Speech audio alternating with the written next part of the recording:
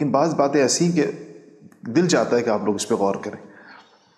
یہاں پر آپ اس آیت میں غور کریں جو 11 نمبر آیت ہے سورہ یاسین کی.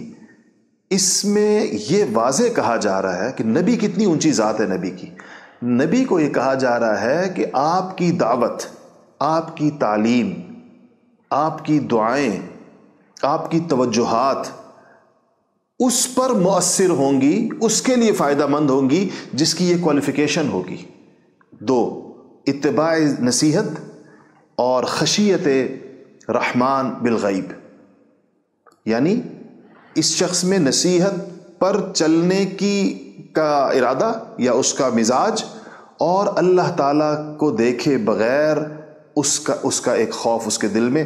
جس شخص میں یہ استعداد ہوگی اسی کو آپ کی نصیحت فائدہ مند ہوگی. یہ نبی کی بات ہو رہی ہے کہ نبی کی نصیحت، تو میری اور آپ کی نصیحت، اساتذہ کی نصیحت، اس پہ حکیم الامت حضرت مولانا اشرف علی صاحب رحمۃ اللہ علیہ نے لکھا ہے کہ اس سے یہ بات پتہ چلتی ہے کہ تعلیم و تربیت کا، واعظ و نصیحت کا، ارشاد و کسی کا ہدایت کا جو فائدہ مرتب ہوتا ہے وہ طالب کی استعداد پر ہوتا ہے، شیخ کی استعداد پر نہیں ہوتا. کیا مطلب اس کا؟ یا استاد کی استعداد پر نہیں ہوتا.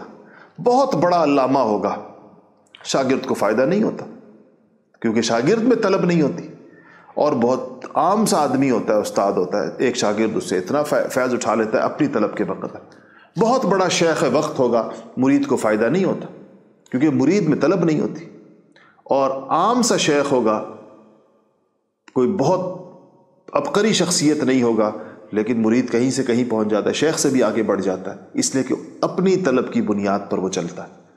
یہ آیت، اس آیت سے یہ بات پتہ چلتی ہے کہ جس کے اندر جتنی زیادہ استعداد ہوگی، جتنی زیادہ اس میں یہ والی صلاحیت ہوگی، اتنی وہ ترقی زیادہ کرے گا. ہمارے نظام تعلیم و تربیت میں بھی اس چیز کو دیکھ رہے، استعدادوں میں پر محنت کرنی چاہیے.